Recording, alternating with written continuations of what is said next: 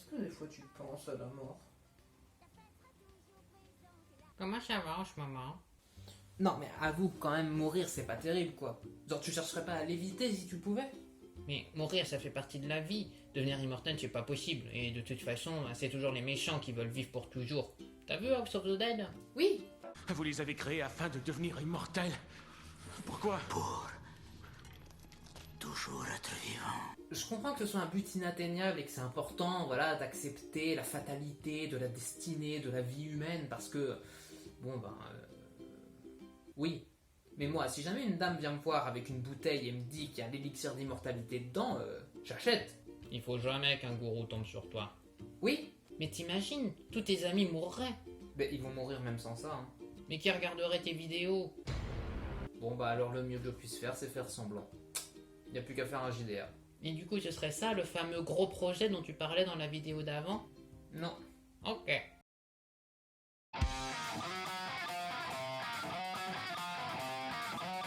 Tonight, we honor the hero.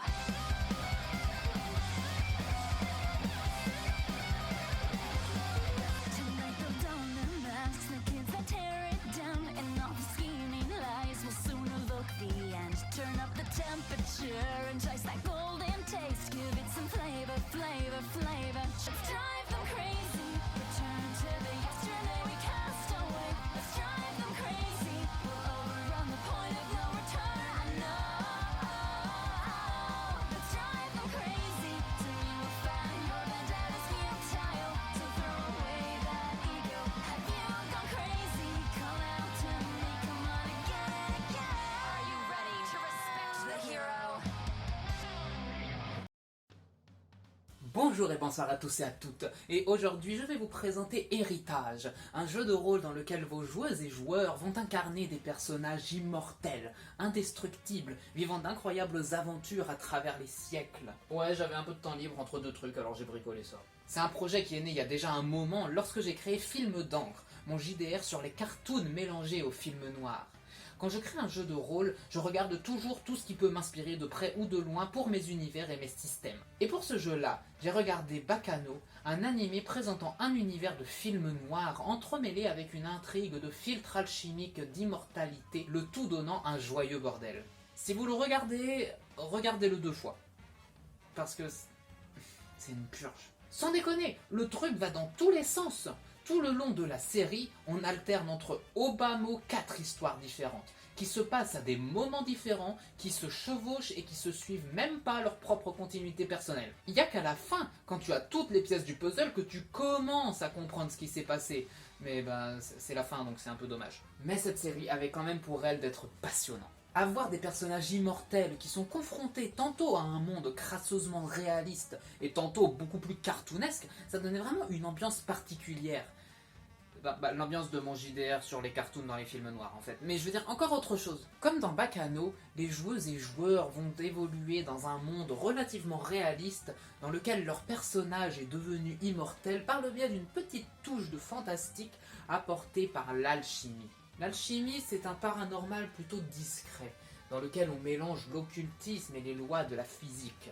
Le but ici, c'est pas tant de lancer une boule de feu, mais plutôt de créer d'étranges mixtures, de dessiner de sombres pentacles aux effets mystérieux.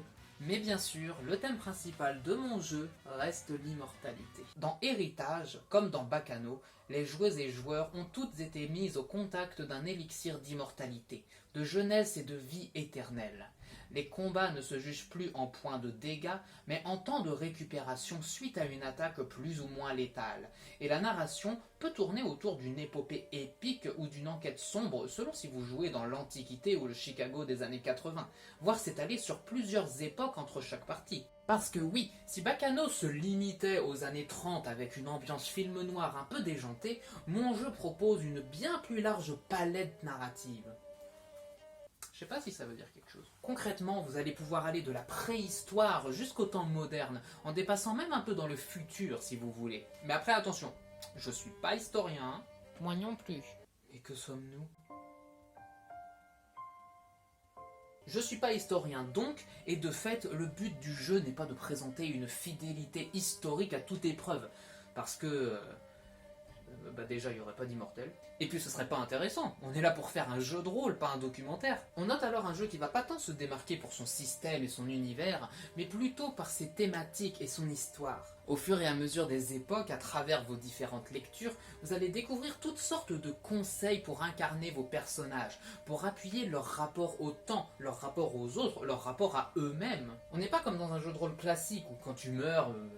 Et c'est alors que tu luttes désespérément pour ne serait-ce qu'apercevoir une dernière fois la lueur du soleil, pour sentir encore ses rayons sur ta joue, que tu tombes et que tu laisses aller ton dernier soupir et tu meurs, tu te reposes, t'endors pour la dernière fois.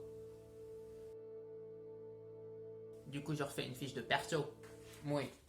Et bien sûr, le monde n'aura pas le même rapport aux personnages non plus. En jouant dans l'Antiquité ou la Préhistoire, vous allez pouvoir être vénéré comme une reine, un empereur ou une déesse vénérée pour son immortalité. Mais en jouant dans des temps plus modernes, vous allez peut-être vouloir cacher tout ça et agir un peu plus dans l'ombre, histoire d'éviter les chasses aux sorcières ou aux communistes, selon le taux de modernité. Moi, je serais un dieu. Pour le reste, c'est un peu à vous de voir comment vous voulez jouer votre histoire. Contrairement à la plupart de mes livres, Héritage ne permet pas d'avoir une ambiance définie avec un univers bien à lui.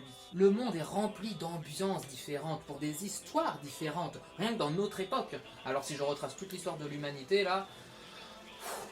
C'est à vous de voir si vous voulez en faire un jeu sérieux qui interroge sur la crise existentielle de l'existence perpétuelle et de la mort, ou si vous vous amuseriez plus en faisant une aventure barrée où vos personnages passent leur temps à se blesser gravement et mortellement en faisant de la merde. Un peu comme dans Tom et Jerry, Bacano, Attack on Titan. Bon, même si on a une violence plutôt extrême qui pourrait ne pas convenir à n'importe quel public dans Tom et Jerry. Et bien sûr, ça peut vous servir de base ou d'aide pour un autre jeu qui traite de l'immortalité. Ça peut être génial avec Vampire la Mascarade par exemple. Ou alors, pour un jeu que j'ai moi-même fait, Tombro, qui traite également de personnages qui vivent pour l'éternité. C'est quand même un thème récurrent chez moi. Faudrait que j'en parle. Et sur ce, c'est déjà la fin de cet épisode de l'envers de l'écran. Mais bien sûr, ce n'est pas le dernier. Alors d'ici la prochaine fois, n'hésitez pas à m'indiquer comment se sont passées vos parties, à me dire si les règles sont clairement expliquées, et bien sûr, à aller voir toutes les putains de références que j'ai fait pour chaque putain d'époque. Parce que à ce compte-là, je pense que c'est largement le jeu avec le plus de putains de références que j'ai jamais fait. Putain! Et sur ce, je vous donne rendez-vous pour dans quelques semaines. Ciao!